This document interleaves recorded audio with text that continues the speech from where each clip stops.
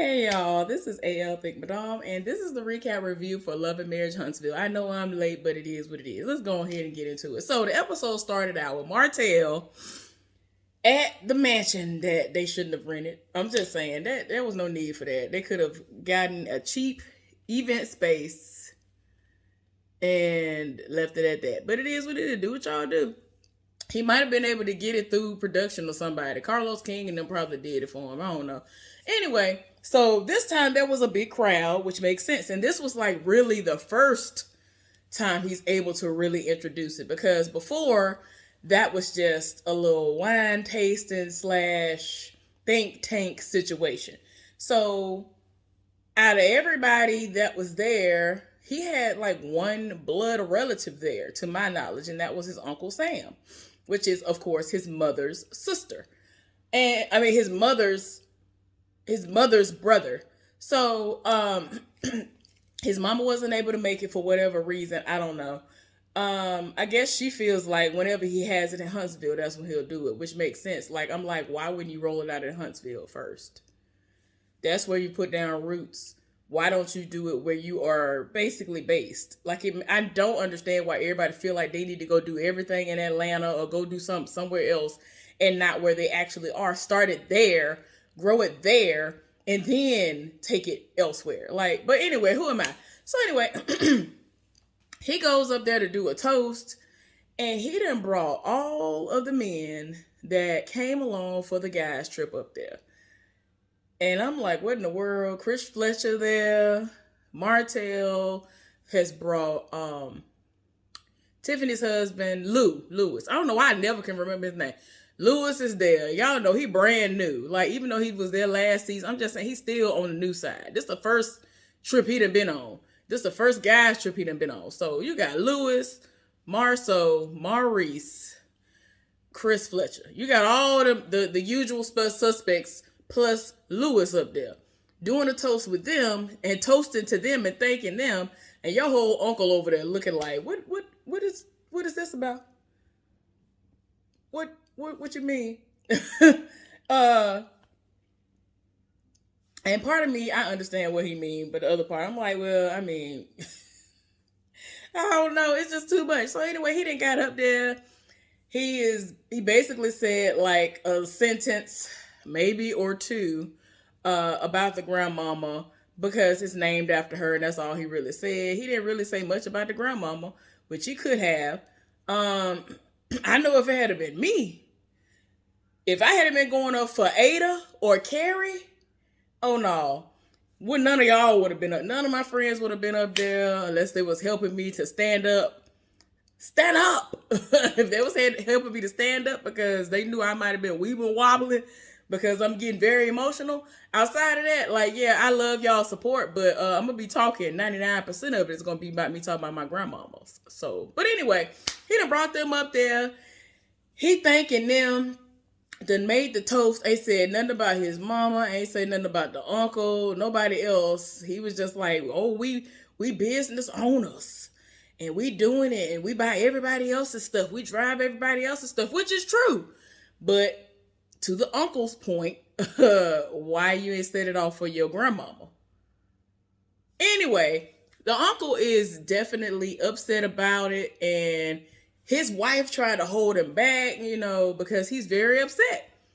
And everybody after that moment passed, they're looking for him. So he done went outside, he done rolled up on the uncle, or the uncle done rolled up on him and wanted to talk to him about it, and was like, okay, so I'm here and you didn't say much about my mama. That's my mama though. Like, I don't want her to be disrespected. And so he looking like, what? Like, what you mean? And so Martell done told the uncle, don't come down here. He done did the most. He going off on the uncle. The uncle trying to leave. And child, even before it got to that point, I think, he done rolled up on the uncle, which lets me know that Martell isn't as drunk as everybody wants to make it out that he is. Because before it even got to that point, when he rolled up, the uncle was like, yeah, let me holler at you for a minute. I don't think that you did your grandmama justice. You brought everybody else up there and all of that. And he felt slighted because it's like, that's my mama. You ain't put no respect on her name like that. Like you said, you named it after her, but you done brought everybody else into the equation that ain't got nothing to do with her. But go off though. But I'm good on that. And so he was like, no, I ain't mean it like that. That's my first time doing it or whatever. Like, I'm nervous. And so, like I said, Martell wasn't as drunk as everybody want to think he is, at least in my mind. I haven't seen anybody else's recap reviews, so if I'm repeating what other people have said that they've noticed as well, my bad. But when he leaned over to that man and whispered in his ear, was like, don't do this. We on national TV. We ain't gonna, like, he really was whispering in this man's ear like it wasn't gonna pick up on the mic. I was like, that uncle was like, you know what? I'm good. I ain't got time for it. Like, he really said it off. So he ended up leaving. So while he was having this conversation and everybody was looking for him, somebody noticed that he went off and that the uncle looked upset. And he was like, I think that they are having a conversation or something might be going down because the uncle probably felt slighted. Maurice was pretty much the only one that was like, I think that he should have talked more about his grandmother and all of that. And the uncle might have felt like that was the problem. And that was indeed the problem. Instead of bringing them up there, like, I don't see what he brought them up there for, but go off though. So moving right along, we end up seeing Lewis and his wife talking. She want to know what happened on the trip. And it's like he lit up. Whatever he was talking about, the focus group and all that and how the things happened. And I'm like, yeah, I can't wait for her to see it back because she asked him what was happening and what was said when she found out that there were all women and they were the only men there. Like, what kind of setup this supposed to be? Yeah, y'all didn't know about it? Like, okay. He talking about, I contributed to what a possible commercial could be. So she like, okay, well, what did you say? Y'all know what this man said. This man talking about spreading thighs and butt cheeks. At the end of the day, when you got home, your wife did and cook something for you, and this right here make your legs and thighs spread wide open. Like, wait a minute. And I'm just like, yeah, girl, let us know what you think when you see it playback. But yeah, then he was talking about they went to a rage room. She trying to understand what he did to go to a rage room for what kind of frustration he got to get out. And so she was like, I don't think it's that deep. If it's that deep, we should be able to communicate and talk about whatever is going on. You shouldn't have had to go to a rage room and all this other stuff. They do need better communication going on. And I don't know if he needs more hobbies or something else because they act like that. First of all, they act like they ain't got time for each other. And the time that they do have, she make it seem like she is busting it wide open on the regular. And it still ain't enough for him in his mind. So what's going on? Like, somebody wrong, or y'all ain't compromising enough, or he ain't getting enough. Something ain't right. I don't know. What is really going on? Like, you ain't doing enough when you giving out what you giving or something. I don't understand what's going on, but they need to get out to the bottom of that. All the couples essentially are talking to one another about it. Kimmy, was like, you might as well go ahead and tell me what it was hidden for, because eventually whatever has happened is going to come to the light. The blog's going to pick it up. I'm going to find out, and I would rather not find out through them. I would rather you go ahead and tell me. He was telling her everything that happened, and, he was like, no, I will tell you, because she was like, am I going to have to wait for them, or are you going to tell me? Because I would rather you go ahead and tell me. So anyway, he ended up telling her, about what all went down and about the strip club. She wanted to know specifically, did you reach out and touch somebody? He gonna sit up here, and I'm just like, Lord, it done got to a point where I even know where he finna lie or put something extra on it to kind of cover himself. He basically said that he did touch somebody. He touched people or whatever. I mean, like, ultimately, I'm guessing as long as he didn't have sex in his mind, he don't think that that's crossing the line. But like, what you got to touch somebody else's butt cheeks and thighs and breast and all that stuff for? I'm me. You throwing your money away to these heifers for what? Anyway, that ain't my prerogative. It is what it is. So he did tell her about what happened with that gathering and how the Uncle Sam was upset, and talked about the rage room and how upset and how much sex Lou ain't getting because he was very frustrated. And it's just a lot. So yeah. Of course, when it got down to Tisha and Marcel talking, she was talking about how everything happened, wanted to know what all happened. He told her whatever.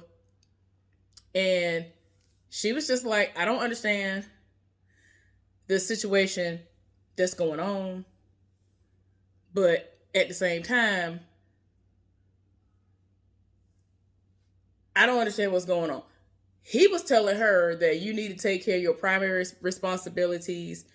Um, he just feel like they're going through a situation, but he doesn't want it to get to a point where they are going to start resenting each other as the years go on. But y'all know how he is. He evades questions.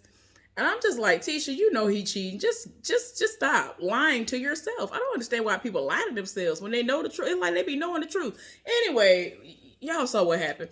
So Tisha went to see Dr. Francis. She is still seeing this man. Went to go see him, and she's talking to him about things that have happened, about how COVID happened, and how her husband has told her how he's depressed and all this other stuff. And before they even got to that, wanted to know about, herself, because she has a lot of stuff she needs to focus on with herself. She loved that exercise. Then it got to a point where we were talking about him, and he was like, oh, he went to Africa. Oh, okay. Trying to figure out how you go from he went to Africa when it was supposed to be y'all. This ain't making sense. And in her mind, she was like, oh, it's last minute. I'm the primary caregiver of the kids, which that just is what it is. He don't be with the kids like that because his excuse is, I'm out here working, I'm out here doing this and doing that, which is fine. I get that. My daddy was a provider, but he still came home. I can tell y'all so many instances when my daddy was at the house and very present, even though he worked a whole lot, and he still was a father figure to other people. I'm just saying, my daddy made the time. He had 3 kids as well. Just saying. So anyway, but for her excuse is, oh, well, he's a last minute person. So, I would have had to get somebody to take care of the dog, take care of the kids, because at the time that he went, school was still going on and all this other stuff and whatever. It was just too much going on. So I had to stay behind with the kids and the dog, all this other stuff. And he was having to explain to her, like, him being a last minute person does not excuse the behavior that is happening, because he knows that he is using you. He knows what he can say to you because you are the primary caregiver for y'all's children. He knows that he can get up and leave when he wants to because you stupidly sit there and allow him to do what he want to do. You just letting it go how it's gonna go. And this man went to a whole nother country without you. Like, it's stupid. But anyway, after all was said and done, he invited her and Marceau on a couples retreat and extended the invitation for her to, if she wanted to, extend it to others who might want to come, because he and his wife are gonna have a couples retreat. So yeah, we're gonna see how that go. I think he gonna say yes for the sake of the show. Or he gonna say yes and then he gonna back out, or he gonna leave early or something ignorant. I don't know. Anyway, Martell went over to see his mama, and they talking, and she was like, oh, I heard about the incident. Sam was in his feelings, and like, if it's about my mama and it's her wine, like, why would you be talking about these other folks? Felt some type of way, and he said that that's not the way he meant it. And he's tried to reach out to the uncle and he ain't answering the phone. He's obviously in his feelings. So why would he answer the phone? Because he know now you trying to play nice after you to set up here and embarrass him on national television as well. Talking about we on national TV. You can't be saying stuff like that. Don't you ever. Like, what? I wish I would say anything like that to any of my relatives that actually are decent. Now, if I had aunts and uncles who are trash, I'm not finna listen to you. Which I do. I have several aunts and uncles who are trash on both sides of my family. So I wouldn't listen to them. But even Melody, later on in the episode, was like, look, this is a decent relative of his. Like, she still considers him to be family because of, the relationship that they've had with one another, and I guess he might actually have a little bit of a relationship with their children as well. So yeah, he seems like he might be a stand-up guy, so he ain't one of them trash relatives. But it just is what it is, and they had a moment where they reflected back on their her mother as how she is and how she was. I thought that was beautiful. I love stuff like that. So anyway, we get towards the end of the episode where Melody and Kimmy met up and they were talking. And so she was like, well, do you think it's a wise idea for you to go out on a couples trip, or for him to go out and have your man go out on a guy's trip with him, knowing what has happened in the past? So in her mind, she was like, nah, I trust my man. And I mean, it is what it is.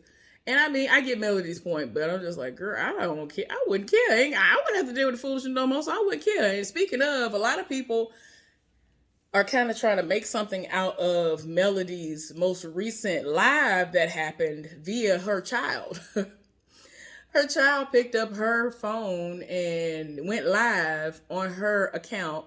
And we saw where everybody, meaning all the children that she gave birth to, her and Martell were on vacation. Now, her mama was there as well. So people are probably going to try to run with it and be like, oh, y'all together? Like, I feel like this is a whole, like, Will Smith and the woman who gave birth to Trey, the oldest son that he has, type of a situation. Because it was just a family. I didn't understand that with them being grown now. Because I think Trey was like of age or old enough to where he could have went on his own. But then was like, oh, if you're going to volunteer money for me to go on these trips, these extravagant trips, I'm going to go. So I kind of don't blame her. But I'm just saying, like, child, all that money he was giving her for child support, and you're going to provide trips. Oh, okay, I'll be there with my son. So that's what she was doing. But all that happened that I saw was, you could tell that they were co-parenting. It might have been a situation where they were going to be gone longer, or the weeks would have overlapped, or it might have been her week. And he was like, is it okay if I pop up for a little while, spend some time with the kids and whatever? And she was like, you know what? All right. Don't act a fool and we'll be all right. You can stay. So he was there. A fire broke out or something. Some smoke was happening. They both went in the kitchen and were like trying to put it out. Van came downstairs trying to see what was going on and all of that. But yeah, as far as that was concerned, from what I saw in the video, nothing was going on except them co-parenting wherever they were on vacation at, and that was it. Whether they're getting back together or not, I don't really know, nor do I care, but hopefully she won't be dumb enough to do that just because she has so much history with him. But yeah, I don't see that happening. I just feel like they were co-parenting. They have 4 whole kids together. All their kids are still very much so underage, so I get it. But that was the end of it. They weren't really talking about much of nothing. We're going to see what happened next week. Hopefully y'all enjoyed this recap review for Love and Marriage Huntsville. I will be back with Love and Marriage DC very shortly. Give this video a thumbs up. Let's get down in the comment section and talk about this, and subscribe to my channel if you have not done so. I appreciate it. Y'all have a wonderful day. Bye.